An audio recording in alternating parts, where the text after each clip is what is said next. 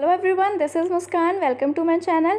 अगर आप इस चैनल पे न्यू हैं तो सबसे पहले चैनल को सब्सक्राइब कीजिए एंड बेल आइकन ज़रूर दबा दीजिए ताकि आपको आने वाले हर एक वीडियो की नोटिफिकेशन सबसे पहले मिल सके।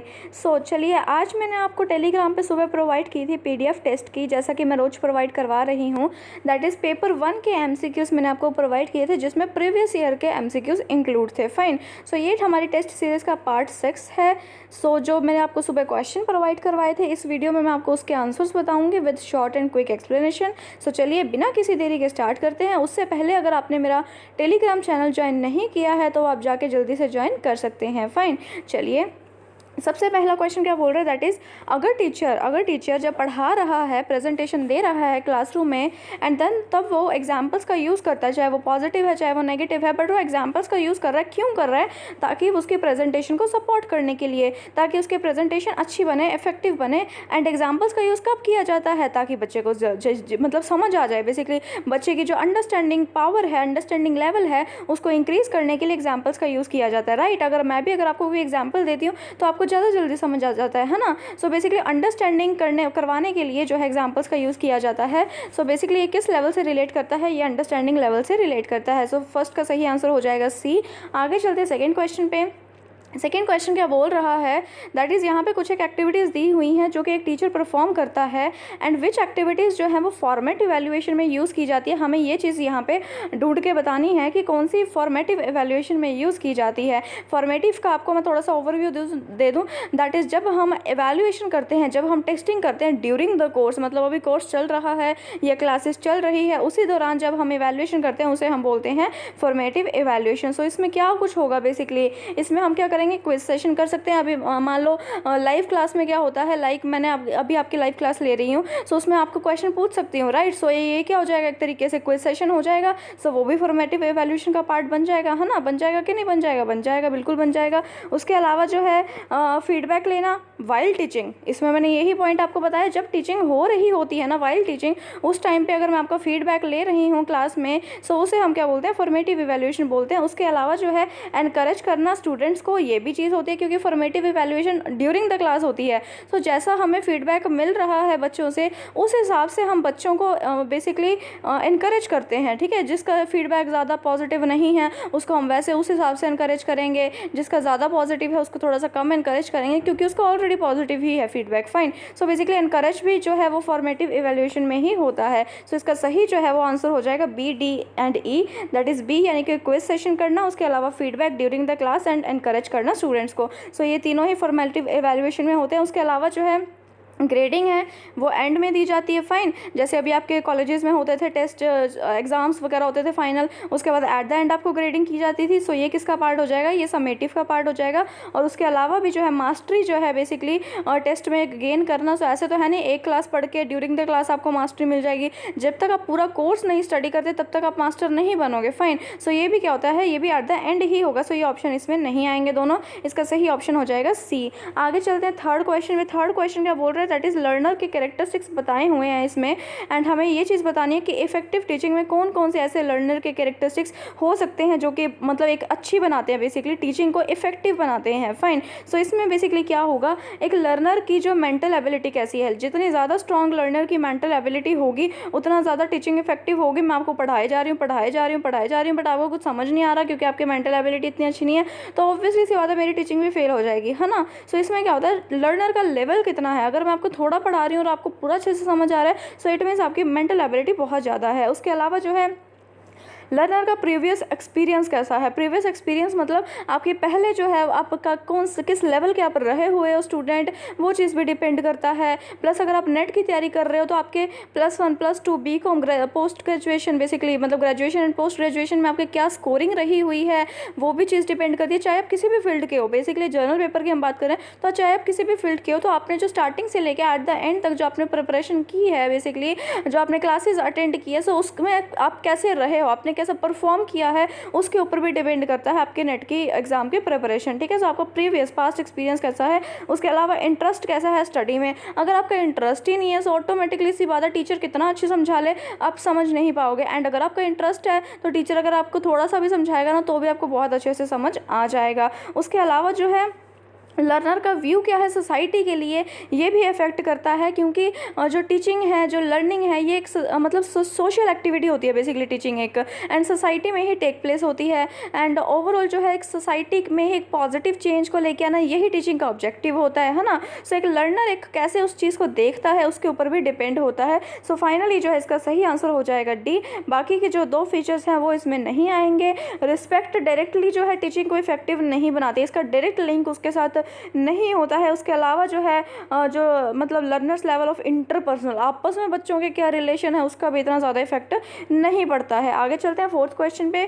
4th क्वेश्चन क्या बोल रहा है, ऐसा argument which claims that it's conclusion is conclusively supported by it's premises, उसको हम क्या बोलते हैं। इसमें बेसिकली चीज़ क्या बोल रहा है कि ना हम किसको क्लेम कर रहे हैं, हम कंक्लूजन को क्लेम कर रहे हैं, मतलब ऑलरेडी कंक्लूजन निकला हुआ है, राइट। ऐसा आर्ग्यूमेंट जो कंक्लूजन को क्लेम कर रहा है, किसके बेस पे कर रहा है, उसके प्रेमिसेस के बेसिस पे कर रहा है। मतलब जब हम कंक्लूजन हमें यहाँ पे निकला हुआ है उसको हम वेरीफाई करते हैं किसके सपोर्ट से कर रहे हैं, हम नीचे की तरफ आ रहे हैं एंड हम प्रेमिसेस को देख रहे हैं। फाइन, जो उसके प्रेमिसेस हमने स्टार्टिंग में जिसने भी वो स्टडी की थी उसने सेट किए थे प्रेमिसेस, उसको हम चेक कर रहे हैं, उसकी हेल्प से हम ये देख रहे हैं क्या कंक्लूजन उसने जो क्लेम किया था वो सही है या नहीं सही। सो हम कैसे जा रहे हैं, हम कंक्लूजन को वेरीफाई तो कर रहे हैं इसमें, या हम क्लेम तो कर रहे हैं, बट हम नीचे की ओर जा रहे हैं, मतलब उनके प्रेमिसेस को देख के हुए जा रहे हैं, उसके प्रेमिसेस उस चीज़ को सपोर्ट कर रहे हैं। सो ये क्या हो जाएगा, डिडक्टिव में हम ऊपर से नीचे बेसिकली आते हैं। और इंडक्टिव क्या होता है, इसका वाइस वर्सा होता है, जिसमें क्या होता है प्रेमिसेस पहले सेट होते हैं, उसके बाद जो है कंक्लूजन जो है वो बनता है। ठीक है, आगे हम चलते हैं 5th क्वेश्चन पे। 5th क्वेश्चन क्या बोल रहा है, दैट इज़ इन्होंने एक स्टेटमेंट दी हुई है, बेसिकली एक एग्जाम्पल दिया हुआ है, that is there is no jar now on the ground. इसमें हमें ये बताना है कि इस एग्जाम्पल में basically the means of knowledge क्या है, कौन सी नॉलेज इसमें इन्वॉल्व है, कौन सा प्रमाण इसमें इन्वॉल्व है, हमें ये चीज़ बताना है। इसमें सिंपल सा आंसर क्या हो जाएगा, इसका ए आंसर होगा, क्योंकि इसने क्यों बोला है, दैट इज़ यहाँ पे कोई भी जार नहीं है। नहीं का मतलब आ गया, नो आ गया ना, मतलब एक चीज़ प्रेजेंट नहीं है। ठीक है, ग्राउंड है, ये ग्राउंड पे कोई भी जार प्रेजेंट नहीं है, मतलब किसी चीज़ की उपलब्धि नहीं है। सो जिस चीज़ की उपलब्धि नहीं होती उसे हम क्या बोलते हैं, अनुपलब्धि बोलते हैं। सो इसका सही आंसर हो जाएगा ए, मतलब अनुपलब्धि है, वो चीज़ प्रेजेंट नहीं है। आगे चलते हैं 6th पे, दैट इज़ इसमें क्या हुआ है, करेक्ट अल्टरनेटिव हमें चूज़ करना है। अगर हम कॉफ़ी में अगर हम कॉफ़ी को पीते हैं कप में डाल के, ठीक है, अगर हम कॉफ़ी को पीते हैं कप में डाल के तो हम सूप को पिएंगे बाउल में डाल के, राइट। सो इसका सही आंसर हो जाएगा बी, हमें मैच कर रहा है। जैसे हम एक कप में जो है वो कॉफ़ी को डालते हैं, वैसे ही हम जो है वो एक बाउल में सूप को डाल के पीते हैं कि नहीं पीते। सही आंसर होगा बेसिकली इसका बी हो जाएगा, बेसिकली जो सबसे बेस्ट इसको रिप्रेजेंट कर रहा है। फाइन, आगे चलते हैं हम 7th क्वेश्चन पे। 7th क्वेश्चन क्या बोल रहे हैं, दैट इज़ जो ज्ञान दर्शन है जो इग्नियो ने लॉन्च किया था, बेसिकली वो क्या होता है, उसका मतलब बताना है। Refers to which one of the following, ठीक है, उसका मतलब बताना है। सो ज्ञान दर्शन क्या है, ये एक फर्स्ट ऑफ ऑल तो एक एजुकेशनल टीवी चैनल है। सो इसका सही आंसर होगा A, that is satellite based educational TV channel है, जहाँ पे हमें टीवी चैनल्स के थ्रू पढ़ाया जाता है। फाइन, सो ज्ञान दर्शन क्या है, एक satellite based educational TV channel, इसका सही आंसर हो जाएगा ए। चलिए आगे चलते हैं 8th क्वेश्चन पे। इसने क्या पूछा है, दैट इज जो यूनिवर्सिटी ग्रांट्स कमीशन है वो एग्जिस्टेंस में आया था, किस एक्ट के थ्रू आया था। सो वो यूजीसी एक्ट 1956 के एक्ट के थ्रू यूनिवर्सिटी ग्रांट कमीशन जो है वो एग्जिस्टेंस में आया था, यूजीसी एक्ट 1956 के थ्रू। इसका सही आंसर हो जाएगा ए।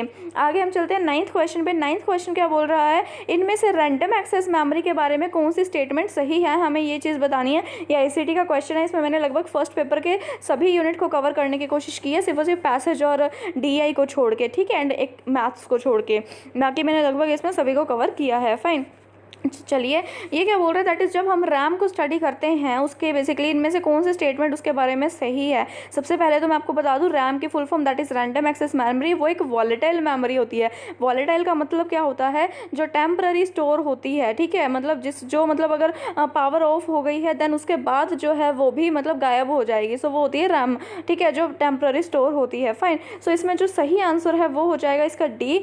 यहाँ पे वॉलेटाइल है, ये दोनों तो क्या है, नॉन वॉलेटाइल की ही हो गए, है ना। सो ये तो वैसे ही कट हो गए। रैम क्या होती है? वॉलेटाइल मेमोरी होती है। फाइन। जो रोम होता है ना, जो इसके दूसरा हम पढ़ते हैं रोम, वो क्या होता है? वो नॉन वॉलेटाइल होता है। ठीक है, रोम से आप याद रख लीजिए, रोम के बीच में ओ आ रहा है, ओ से आप याद रख लीजिए नॉन। ठीक है, सो यहाँ पे भी नॉन में भी ओ आता है, सो इससे आप एक थोड़ा सा एक मतलब याद रह सकता है आपको। कई बार अगर जो बच्चे कंफ्यूज होते हैं उनके लिए बेसिकली ये चीज़ कि जैसे रोम में बीच में ओ आता है, वैसे ही नॉन के भी बीच में नो ओ आता है। बेसिकली मैंने भी इसी ट्रिक से याद किया था, मैं मतलब मेरे को थोड़ी सी कन्फ्यूजन रहती थी इस वजह से। ठीक है, सो रोम जो होती है वो नॉन वॉलेटाइल होती है मेमोरी। ठीक है, और जो रैम होती है वो वॉलेटाइल मेमोरी होती है। उसके अलावा जो है ये बेसिकली अफेक्ट भी करती है कंप्यूटर सिस्टम। ऑब्वियसली सी बात है, कोई भी चीज़ है, मेमोरी है, वो परफॉर्मेंस को तो इफेक्ट करेगी ना। अब फ़ोन भी है आपका, अगर ज़्यादा स्टोरेज हो जाती है उसमें तो भी आपके फ़ोन की परफॉर्मेंस तो वीक हो ही जाती है ना। फिर चाहे वो कोई भी मेमोरी है, वो परफॉर्मेंस को तो इफेक्ट करती है कंप्यूटर सिस्टम के। तो इसका सही आंसर है वो हो जाएगा डी। चलिए आगे चलते हैं 10th क्वेश्चन पे। 10th क्वेश्चन क्या बोल रहा है? दैट इज, इसमें से हमें लोवेस्ट टू हाईएस्ट बताना है कि किसकी कितनी स्टोरेज कैपेसिटी होती है। स्टोरेज डिवाइसेस हमें नीचे दे रखे हैं। फाइन। सो इसका ऑर्डर बताना है। सबसे कम स्टोर हम किस में कर सकते हैं, देन उससे ज़्यादा हम किस में कर सकते हैं, देन उससे ज़्यादा यानी कि हाईएस्ट हम किस में स्टोर करके रख सकते हैं। सो इसका सही आंसर है वो ए हो जाएगा। CD रोम की कम होती है कैपेसिटी, देन उससे ज़्यादा होती है DVD रोम की, देन उससे ज़्यादा होती है ब्लू रे की। सो इसका फर्स्ट सही आंसर हो जाएगा। आगे चलते हैं 11th क्वेश्चन पे। 11th क्वेश्चन क्या बोल रहा है? हाइपोथेसिस कैसा होना चाहिए? रिसर्च का क्वेश्चन है, सिंपल सी बात है। हाइपोथेसिस ऐसा होना चाहिए जो सिंपल हो, ठीक है, जो क्लियर हो, जो मतलब बहुत ज़्यादा कॉम्प्लेक्स ना हो, बहुत ज़्यादा टफ ना हो, ठीक है, और स्पेसिफिक होना चाहिए। मतलब जिस चीज़ से रिलेटेड हमारी स्टडी है, रिसर्च स्टडी है, उसी चीज़ से रिलेटेड जो है वो हाइपोथेसिस होना चाहिए। सो बेसिकली वो सिंपल, क्लियर एंड स्पेसिफिक होना चाहिए। सो सी इसका सही आंसर हो जाएगा, यानी कि थर्ड। चलिए आगे चलते हैं 12th क्वेश्चन पे। 12th क्वेश्चन क्या बोल रहा है कि इनमें से कौन सा बेस्ट एक्सप्लेन कर रहा है सस्टेनेबल डेवलपमेंट को। सस्टेनेबल डेवलपमेंट का बेसिक मीनिंग मैं आपको बता दूं। सस्टेनेबल डेवलपमेंट का मतलब होता है कि हमें इस तरह से यूज़ करने हैं नेचुरल रिसोर्सेज को। ठीक है, नेचुरल रिसोर्सेज का इस तरीके से यूज़ करना कि फ्यूचर के लिए भी कुछ बच जाए। मतलब ऐसे नहीं कि सारे के सारे हम आज ही यूज़ कर दें और फ्यूचर के लिए कुछ बचे ही ना। डेवलपमेंट करो, ठीक है, नेचुरल रिसोर्सेज का यूज़ करो, बट इस हिसाब से करो कि मतलब इस तरीके से करो कि फ्यूचर जनरेशन के लिए वो चीज़ बच जाए, ठीक है, अवेलेबल रहे। सो इसका सीधा सीधा आंसर हो जाएगा सी, यानी कि थर्ड ऑप्शन इसका सही आंसर होगा। Use of natural resources judiciously so that they are available for further generation. जो फ्यूचर जनरेशन है उसके लिए मतलब वो चीज़ अवेलेबल रहे। ठीक है, ऐसे रेकलेसली मत यूज़ करो कि हाँ भी कौन सा अपने रिसोर्सेज है ना, कौन सा अपने प्राइवेट रिसोर्सेज हैं, कौन सा अपना पैसा लगा हुआ है, नेचुरल रिसोर्सेज हैं, जितना मर्जी रेकलेसली यूज़ करो, ऐसा नहीं होना चाहिए। ठीक है, उसको बड़े ध्यान से यूज़ करो, जितना चाहिए उतना ही यूज़ करो ताकि वो फ्यूचर के लिए भी बच जाए। तो इसका सही आंसर हो जाएगा सी, यानी कि थर्ड। आगे हम चलते हैं 13th क्वेश्चन पे। 13th क्वेश्चन क्या बोल रहा है? दैट इज़ जो इंडियन गवर्नमेंट है उसने एक टारगेट सेट किया है, हर एक चीज़ का टारगेट सेट किया है। वैसे ही इसने विंड एनर्जी से जो इलेक्ट्रिसिटी जनरेट होगी, जो पावर जनरेट होगी विंड एनर्जी से, उसका भी टारगेट सेट किया कि 2022 तक हमें इतना जो है वो टारगेट अचीव करना है। वो कितना करना है हमें बेसिकली ये चीज़ बतानी है इस क्वेश्चन में कि कितना उन्होंने इंडियन गवर्नमेंट ने टारगेट सेट किया है कि विंड एनर्जी से जो पावर जनरेशन होगी वो कितनी होगी। ठीक है, तो इसका सही आंसर हो जाएगा ए, दैट इज फर्स्ट इसका सही ऑप्शन हो जाएगा। 60 गीगावाट का टारगेट इंडियन गवर्नमेंट ने सेट किया हुआ है। आगे हम चलते हैं 14th क्वेश्चन पे। 14th क्वेश्चन क्या बोल रहे हैं? दैट इज़ जो परफॉर्मेंस होती है जब हम एक स्टूडेंट की, एक इंडिविजुअल की दूसरे स्टूडेंट से हम कंपेयर करते हैं, सो वो किस टाइप ऑफ टेस्टिंग में करते हैं। सो इसमें ये चीज़ हमें बतानी है। ठीक है, सो जब हम एक स्टूडेंट को, एक इंडिविजुअल को दूसरे इंडिविजुअल के साथ कंपेयर करते हैं ना, सो उसको हम बोलते हैं नॉर्म रेफरेंस्ड टेस्टिंग। ठीक है, सो इसका सीधा सा आंसर हो जाएगा D, that is norm reference testing. मैं आपको बता दूँ जो क्राइटेरियन रेफरेंस टेस्टिंग होता है ना, इसमें क्या होता है, इसमें हम एक जर्नल, एक आइडियल बिहेवियर लेते हैं। हमने एक क्या ले लिया? एक आइडियल बिहेवियर ले लिया। ठीक है, हमने एक जर्नल बिहेवियर ले लिया। अब यहाँ पे हमारे पास इतने सारे इंडिविजुअल्स हैं, ठीक है, हम सबका बिहेवियर उस आइडियल बिहेवियर के साथ कंपेयर करेंगे, उसे हम बोलते हैं क्राइटेरियन रेफरेंस टेस्टिंग। फाइन, सो इन दोनों में यही फ़र्क होता है। ठीक है, और जो नॉर्म रेफरेंस टेस्टिंग होती है इसमें हम एक इंडिविजुअल का दूसरे इंडिविजुअल के साथ कंपेयर करते हैं, दोनों को आपस में। सो इनमें डिफरेंस होता है। फाइन, आगे हम चलते हैं 14th क्वेश्चन का सही आंसर हो जाएगा D, that is norm reference testing. उसके बाद जो 15th क्वेश्चन है वो क्या बोल रहा है कि जिसमें हम लर्निंग डिफिकल्टीज़ को फाइंड आउट करते हैं, उसको हम, उस टेस्ट को हम बेसिकली क्या बोलते हैं? उसको हम बोलते हैं डायग्नोस्ट टेस्ट। जैसे होता है ना कि अगर आपको कोई प्रॉब्लम होगी, आपकी बॉडी में कोई प्रॉब्लम होगी, हेल्थ से रिलेटेड प्रॉब्लम होगी, तो आप डॉक्टर के पास जाते हो, डॉक्टर डायग्नोज करता है, राइट, हाँ ना, आपने आपने वर्ड सुना होगा, डॉक्टर क्या करता है, वो डायग्नोस करता है कि प्रॉब्लम क्या आ रही है, क्या दिक्कत क्या आ रही है शरीर में, ठीक है, वो डायग्नोस करता है। वैसे ही इसमें होता है बच्चों को ना मतलब सारे उसको तरीके अपना के देख ली, उसकी फॉर्मेटिव इवैल्यूएशन भी कर ली, उसकी सब मतलब उसको मतलब जितने भी ट्रिक्स एंड हो सकते थे हमने उसको सारे अडॉप्ट करके देख लिए, ठीक है, उसको अच्छे से पढ़ा के देख लिया, उसके मैथड्स वगैरह भी अच्छे से अडॉप्ट करके देख लिए, फिर भी बच्चा नहीं मतलब पढ़ पा रहा, फिर भी उसको समझ में नहीं आ रहा, तो हम डायग्नोस्टिक टेस्ट करते हैं। हम ये देखते हैं कि बच्चे को प्रॉब्लम आ कहाँ रही है। हमने सब कुछ करके देख लिया फिर भी बच्चा नहीं पढ़ पा रहा है, तो एक्चुअल प्रॉब्लम कहाँ आ रही है, मतलब डिफ़िकल्टी कहाँ पे आ रही है लर्निंग, वो चीज़ हम देखते हैं डायग्नोस्टिक में। सो इसका सही आंसर हो जाएगा 4, दैट इज़ डायग्नोस्टिक, ठीक है। सो इसका सही आंसर हो जाएगा 4th 15th का। आगे चलते हैं 16th क्वेश्चन पे। ये क्या बोल रहा है, that is which one of the following is entrusted with the responsibility of coordination and quality of higher education in India. ये क्या बोल रहा है बेसिकली क्वेश्चन कि इनमें से ऐसी कौन सी किसको बेसिकली रिस्पॉन्सिबिलिटी दी गई है कि आप एक तो हायर एजुकेशन को कोऑर्डिनेट करके चलोगे इंडिया में, प्लस उसकी क्वालिटी को मेंटेन करके रखोगे हायर एजुकेशन की। सो वो जो रिस्पॉन्सिबिलिटी है ये यूजीसी को दी गई है, that is university grants commission, उसको ये रिस्पॉन्सिबिलिटी दी गई है। फाइन, सो इसका सही आंसर हो जाएगा सी। आगे चलते हैं हम 17th क्वेश्चन पे। 17th क्वेश्चन क्या बोल रहा है, दैट इज पैरा लैंग्वेज में इन सब में से कौन से आती हैं चीज़ें। हाँ, सो हमें इसमें से सही ऑप्शन को, सही कोड को सिलेक्ट करना है। जो ये कम्युनिकेशन का क्वेश्चन है, कम्युनिकेशन में हम पैरा लैंग्वेज को स्टडी करते हैं। सो पैरा लैंग्वेज का बेसिकली मीनिंग होता है कि हम किस तरीके से अपनी बात को कन्वे कर रहे हैं, हमारा वे क्या है कन्वे करने का मैसेज, ठीक है। सो उसमें बेसिकली कौन से फैक्टर्स आते हैं, उसमें आता है पिच ऑफ द वॉइस, हमारी पिच क्या है, हमारी वॉल्यूम क्या है, ठीक है, हम कितनी तेज़ बोल रहे हैं, हमारी आवाज़ कितनी ऊंची है, ठीक है, उसका रेट क्या है यानी कि उसकी स्पीड क्या है, उसके अलावा जो है हम पॉजेस का कितना यूज़ कर रहे हैं। सो ये तीनों फैक्टर्स जो हैं वो पैरा लैंग्वेज में आ जाते हैं। उसके अलावा जो नॉइज़ है ये पैरा लैंग्वेज का पार्ट नहीं है, चाहे वो इंटरनल नॉइज़ है चाहे वो एक्सटर्नल नॉइज़ है। फाइन, सो इसका सही आंसर हो जाएगा A, D and E, that is pitch of the voice and use of pauses and rate and volume of speech. आगे चलते हैं 18th क्वेश्चन पे। 18th question basically number series ये हमें दी हुई है, हमें यहाँ पे फाइंड आउट करना है कि x की वैल्यू क्या होगी, बाकी हमें दे रखी है। फाइन, सो इसका सही आंसर मैं आपको बताती हूँ। इसको मैं थोड़ा सा आपको एक्सप्लेन मैंने यहाँ पे डाला है, मैं थोड़ा सा एक्सप्लेन कर दूँ। इसकी जो ट्रिक रहेगी वो क्या रहेगी, बेसिकली यहाँ पे हमें ये वाली सीरीज़ दी हुई है 2, 8, 26, 62, हमें ये वाली सीरीज़ दे रखी है। फाइन, इतनी सीरीज़ हमें यहाँ तक दे रखी है। आगे हमें बताना है इसके बेसिकली करने के, तो ऑब्वियसली नंबर सीरीज़ है, उसको कई बार 1-2 मैथड्स हो सकते हैं किसी और ट्रिक से भी ये निकल जाए, ठीक है। सो हम इस ट्रिक से भी निकाल सकते हैं जो मैंने यहाँ पे बेसिकली निकाली है। सो सबसे पहले तो क्या है, इसमें डिफरेंस दिया हुआ है, जैसे 2 और 8 के बीच में कितना डिफरेंस हो जाएगा, 6 का डिफरेंस हो जाएगा। फाइन, उसके बाद जो है 26 में से 8 गए 18, 62 में से 26 गए 36, ठीक है, ऐसे मतलब डिफरेंस निकाला हुआ है। फाइन, सो अब जब हम इसमें से माइनस कर देंगे तो ये हमारे पास कौन सी लाइन आ गई, ये हमारे पास डिफरेंस की लाइन आ गई है। उसके बाद जो है ना हम इसमें क्या करेंगे, हम इसमें 6 से मल्टीप्लाई करेंगे, यानी कि जो डिफरेंस हमने अभी निकाला है दैट इज़ उसको हम 6 के टेबल से मल्टीप्लाई करेंगे। अब कैसे करेंगे वो देखिए। अब 6 को हम 18 से मल्टीप्लाई करेंगे तो कितने से मल्टीप्लाई, 6 को जब हम 3 से मल्टीप्लाई करेंगे तब 18 आएगा, राइट। सो 6 3 का कितना होता है, 18 होता है कि नहीं होता, होता है, ठीक है। अब इसमें हम क्या करेंगे, 6 के टेबल से ही हमें मल्टीप्लाई, ठीक है, करना है यहाँ पे।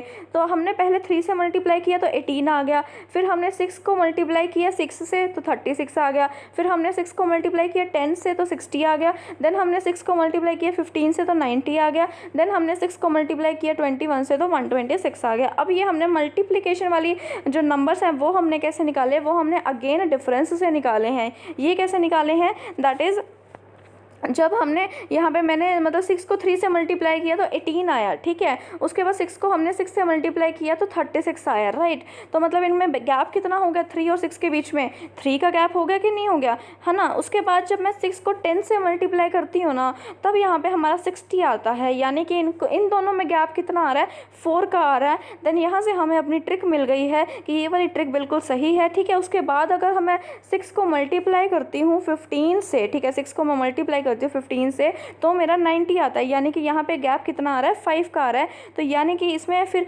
आगे हम किससे करेंगे, 6 का गैप लेंगे, पहले हमने 3 का गैप लिया, फिर 4 का लिया, फिर 5 का लिया, देन अब यहाँ पे हम 6 का गैप लेंगे। सो हम इसका आंसर कैसे कंक्लूड करेंगे, हमने पहले 6 का गैप लिया, ठीक है, 15 में 6 ऐड किया 21 आ गया, राइट। अब हमने क्या किया, 21 को मल्टीप्लाई किया 6 से, हम हर एक आइटम को 6 से मल्टीप्लाई कर रहे थे। सो हमने 21 को यहाँ पे 6 से मल्टीप्लाई किया तो कितना आ गया, 120 126 आ गया, राइट। अब हमारे इतना निकल गया। उसके बाद उसके ऊपर जब हम गए तो हमने गैप लिया था, राइट। मतलब जब हमने माइनस किया था 8 में से 2 गए, ठीक है, फिर 26 में से 8 गए, फिर 62 में से। अब यहाँ पे भी हम वही सेम चीज़ करेंगे, यहाँ पे भी हम गैप ही लेंगे। जब हम 338 में से माइनस करेंगे 212 को तो वो 126 आ जाएगा। या ये कह लीजिए, इसका वाइस वर्सा कर दीजिए कि जब हम 212 को प्लस करेंगे 126 से तो कितना आ जाएगा, 338 इसका सही आंसर हो जाएगा। जैसे हमने यहाँ पे प्लस किया था 6 + 2 8, ठीक है, 8 + 18 26, वैसे ही हम यहाँ पे 126 प्लस कर देंगे, ठीक है। सो इसकी जो मोटी मोटी ट्रिक रहेगी वो ये रहेगी,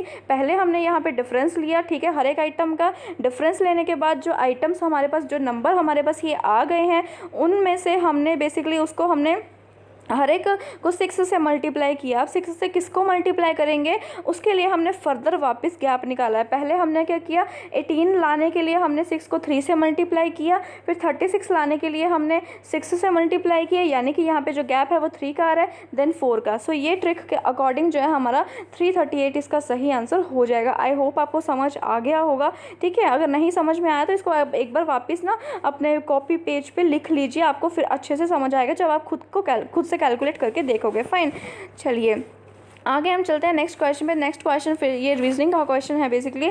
इसमें क्या दिया हुआ है, कोड दिया हुआ है। लाइफ को अगर हम ऐसे लिखते हैं तो हम वर्ड को कैसे लिखेंगे, किस कोड में लिखेंगे, हमें ये चीज़ बतानी है। सो इसका जो है मैंने यहाँ पे दिया हुआ है, सिंपली हमने यहाँ पे क्या दिया हुआ है, लाइफ दिया हुआ है। पहले हमने यहाँ पे लिख लिया एक साइड पे ऊपर लाइफ, ठीक है, LIFE हमने लाइफ लिख लिया। उसके बाद जो नीचे वाली ये वाली आइटम जो हम लाइफ की कोडिंग करते हैं वो दी हुई है, उसको भी हमने लिख लिया। तो हमें ये ट्रिक मिल गई है, दैट इज़ जो पहले हमें ये एक कोडिंग, एक सेकेंड, ये हमारी एक हो गई, ये हमारी दूसरी हो गई, ये हमारी तीसरी हो गई। अब यहाँ पे आप ABCD सिंपली गाइए, ठीक है, दैट इज़ KLM, ठीक है, KLM HIJEFGDEF।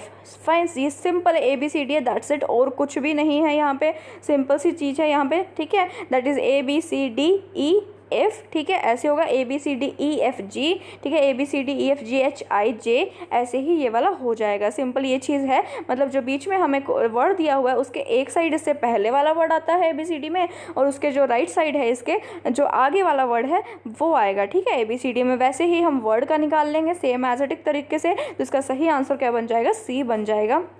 आगे हम चलते हैं 20th क्वेश्चन पे। 20th क्वेश्चन क्या बोल रहा है, दैट इज़ एक सोसाइटी है, ठीक है, एक ये सोसाइटी है, इसको अगर हम बीच में से डिवाइड कर रहे हैं 2 पार्ट्स में तो उसको हम क्या बोलेंगे, मतलब किस तरीके से इसको बेसिकली डिवाइड कर रहे हैं हम। एक तो वो पोर्शन है जिसको प्रॉपर जो है मतलब इन्फॉर्मेशन का एक्सेस भी मिल रहा है, वो कंप्यूटर लिटरेट भी हैं, मतलब वो कंप्यूटर का उन्हें एक्सेस भी मिल रहा है, वो कंप्यूटर चला सकते हैं, ठीक है। और वहीं दूसरा ऐसा जो है एरिया है, दूसरा ऐसा पार्ट है जिनको ना तो इंटरनेट का एक्सेस है, इंटरनेट का एक्सेस उनको नहीं है, इन्फॉर्मेशन का एक्सेस उनको नहीं है, ना ही वो कंप्यूटर चला सकते हैं, ठीक है, ना ही उनको एक्सेस है, ना ही वो कंप्यूटर को चला सकते हैं, मतलब वो इलिटरेट हैं, ठीक है, कंप्यूटर इलिटरेट है। सो ऐसे अगर सोसाइटी 2 पार्ट्स में हमारी बंटी होती है, आधे लोग ऐसे होते हैं जिनको एक्सेस होता है, जिनको चलाना आता है, कंप्यूटर पढ़े लिखे होते हैं, एक दूसरा पर्सन जिनको नहीं आता, तो उसको हम क्या बोलते हैं, बेसिकली डिजिटल डिवाइड बोलते हैं। मतलब सोसाइटी जो है वो डिजिटली जो है वो डिवाइड हुई हुई है, एक पोर्शन जिसको डिजिटलाइजेशन का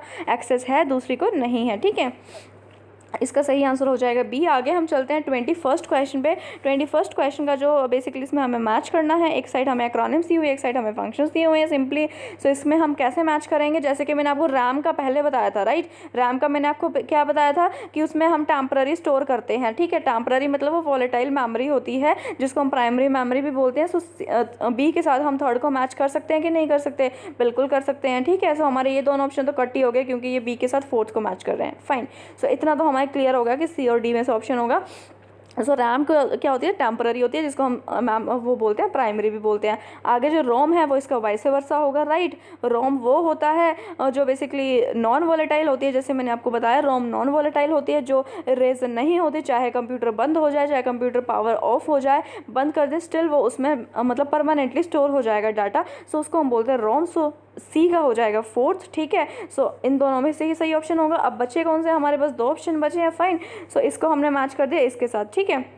आगे हम चलते हैं सीपीयू पे। सीपीयू क्या होता है? सीपीयू ऐसा होता है जो पूरे के पूरे कंप्यूटर फंक्शंस को कंट्रोल करता है all the function perform by computer. So वो क्या हो जाएगा? सीपीयू। सीपीयू को हम मैच कर देंगे सेकंड के साथ, ठीक है, जो कंट्रोल करता है। बचा क्या? एलसीडी बचा। सो एलसीडी क्या हो जाएगा? फर्स्ट के साथ इसको मैच कर देंगे। दैट इज एक तरीके की टाइप ऑफ टेक्नोलॉजी है use on a flat screen monitor. जो फ्लैट स्क्रीन मॉनिटर होता है ना, एलसीडी होती हुई पतली सी है ना, सो बेसिकली जो फ्लैट स्क्रीन मॉनिटर होता है उस पर बेसिकली एलसीडी यूज़ की जाती है। सो इसका सही आंसर हो जाएगा डी।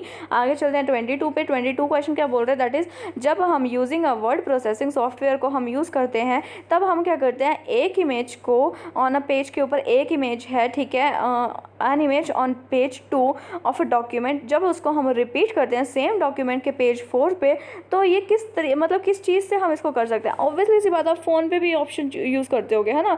जब आप क्या करते हो, एक पेज है मान लो आपके फ़ोन का, ठीक है, एक सॉफ्टवेयर या कुछ भी आपने खोल रखा है, ठीक है, वहाँ पे आपका कोई भी मैटर है, उसको वहाँ पे आप कॉपी करते हो, ठीक है, वहाँ पे आपने लिखा हुआ है, वहाँ से अगर आप कॉपी करके दूसरे पेज पे पेस्ट करते हो, ठीक है, वहाँ से आपने कॉपी किया, यहाँ से दूसरे पे पेस्ट किया, तो यहाँ पे तो वो रहेगा ही रहेगा ना, आपने कट तो नहीं किया ना, कॉपी किया, तो यहाँ पे तो रहेगा ही रहेगा। दूसरे पेज पे वो रिपीट हो जाएगा, सेम चीज़ वो आपके दूसरे पेज पे भी आ जाएगी। यहाँ पे इसने क्या लिखा है? कट नहीं करना, उस चीज़ को रिपीट करना है जो जिस पहले पेज पे है। सो इसके लिए कौन सा ऑप्शन सही होगा? That is copy and paste simply, ठीक है। आगे हम चलते हैं 23 क्वेश्चन पे। 23 क्वेश्चन क्या बोल रहा है बेसिकली?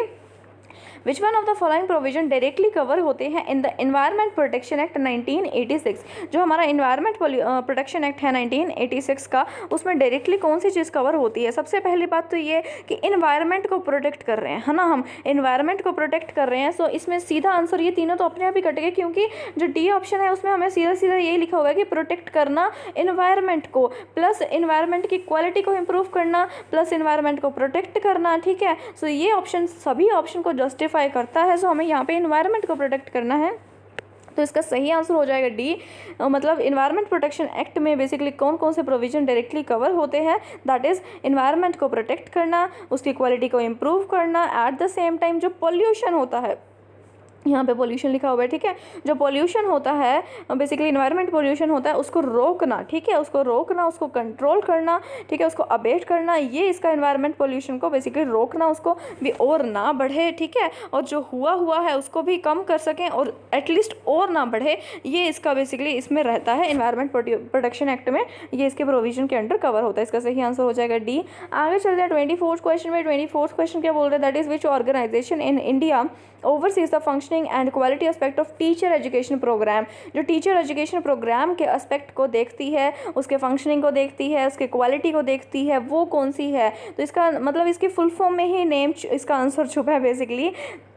टीचर को एजुकेट करना है, सो teacher education national council for teacher education है, जो कि बेसिकली ये चीज़ देखती है कि टीचर एजुकेशन को कैसे, मतलब उनकी फंक्शनिंग को एंड प्लस उनके क्वालिटी एस्पेक्ट को ओवरसी करती है। सो इसका सही आंसर हो जाएगा national council for teacher education, यानी कि जो टीचर एजुकेशन प्रोग्राम की क्वालिटी एंड फंक्शनिंग को देखती है। फाइन, सो इसका सही आंसर हो जाएगा डी। आगे हम चलते हैं 25th क्वेश्चन पे।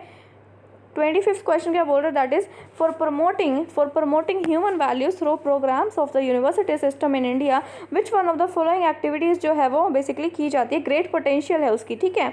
एक सेकेंड, अगर हमने ह्यूमन वैल्यूज़ को प्रमोट करना है, ठीक है, तो हम क्या करेंगे, यहाँ पे कौन कौन सी एक्टिविटीज़ ऐसी रहेंगी जिसपे बहुत ज़्यादा वो बेनिफिशियल होंगी, बेसिकली वो चीज़ हमें बतानी है। वैसे तो ऑब्वियसली सी बात है, अगर हम यूनिवर्सिटी सिस्टम के थ्रू, बेसिकली यूनिवर्सिटी सिस्टम के प्रोग्राम्स के थ्रू हमने अगर ह्यूमन वैल्यूज़ को बढ़ाना है, तो उसमें एक्सपर्ट्स अगर लेक्चर दे रहे हैं वो भी काम ही आएंगे, ह्यूमन को बेनिफिट करेंगे।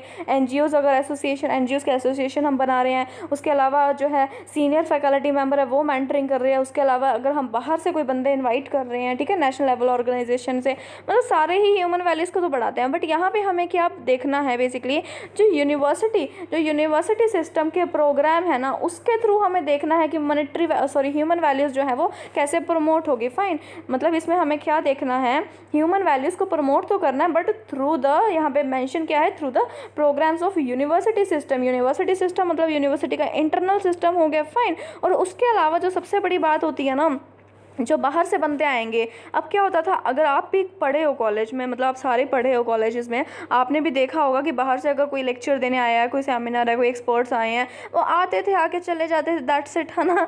मतलब ठीक है, अभी आप सुन लेते थे, हमें अपनी नॉलेज मिल जाती थी, मतलब वो कुछ टाइम तक के लिए होता था। बट ये तो नहीं है ना कि अल्टीमेट जो हमारी वैल्यू है, जो हमारी ह्यूमन वैल्यू है, उसमें जो है उसमें प्रमोशन एक बार में हो जाएगा। ऐसा तो नहीं होता था ना कि कोई एक बार आया और आके चला गया और हमारी वैल्यू बढ़ गई। ऐसा तो नहीं होता था ना। मतलब हमें कॉन्टीन्यूसली एक मेंटरिंग चाहिए, है ना, जिससे हमारी ओवरऑल ग्रोथ हो। अगर हमने 2 साल अपनी पोस्ट ग्रेजुएशन में लगाए हैं, तो 2 साल में हमें कॉन्टीन्यूसली हर थोड़े टाइम बाद अगर हमें मेंटरिंग कोई ना कोई करता रहेगा, हमें गाइड करता रहेगा, तो उससे हमारी वैल्यू बढ़ेगी। ऐसा नहीं कि एक बार कोई एक्सपर्ट आया, 2 साल में कोई 2 बार बंदे आए और वो आके हमारी वैल्यू बढ़ा के, ऐसा तो नहीं होगा ना। सो बेसिकली वो बढ़ा के तो जाएंगे, बट वो इतनी ज़्यादा नहीं बढ़ा के जाएंगे। सो ये तीनों ही बंदे बाहर से आएंगे। सो दैट्स वाई ये सही ऑप्शन इसको जस्टिफाई नहीं करता है। तो इसका सही आंसर होगा C, mentoring by senior faculty member. क्योंकि जो मेंबर्स होते हैं ना यूनिवर्सिटी के, पहली बात तो यूनिवर्सिटी सिस्टम के अंदर होंगे, फाइन, वो यूनिवर्सिटी सिस्टम के अंदर होंगे। पहली बात तो ये इसका रीज़न है इस ऑप्शन का। दूसरे नंबर पे ये रीज़न है इसका कि जब हमें सीनियर फैकल्टी मेंबर जो है वो हमें गाइड करेंगे, तो वो ओवरऑल ड्यूरिंग द कोर्स हमें करेंगे। ऐसा नहीं है कि वो एक बार आए, हमें थोड़ा सा गाइड करके चले गए, ऐसा नहीं होगा। जब आपने कोर्स स्टार्ट किया है और जब तक आपका कोर्स ख़त्म नहीं होता, तब तक ओवरऑल जो है वो आपको गाइड करते रहेंगे। उसी वजह से जो है आपकी ह्यूमन वैल्यूज़ बढ़ेगी। इस वजह से इसका जो सी है वो सही आंसर होगा, क्योंकि ये इंटरनल के अंदर आ जाते हैं, ऑर्गेनाइजेशन यूनिवर्सिटी के अंदर आ जाएंगे। तो इसका सही आंसर होगा सी। सो ये थे हमारे आज के 25 क्वेश्चन जो कि पेपर 1 के थे। अगर आपको ये वीडियो पसंद आया तो प्लीज़ इसको लाइक कीजिए, शेयर कीजिए, सब्सक्राइब कीजिए मेरा चैनल। और उसके अलावा जो है, अगर आपने अभी तक रिवीजन वीडियोस नहीं देखी हैं यूजीसी नेट कॉमर्स की, तो वो आप जाके देख सकते हैं। मैंने 5 यूनिट्स की रिवीजन वीडियो डाल दी है, जिसका प्लेलिस्ट का लिंक मैं आपको डिस्क्रिप्शन बॉक्स में दे दूँगी। तब तक के लिए थैंक यू सो मच। मिलते हैं कल की वीडियो में, कल के टेस्ट में। Thank you so much.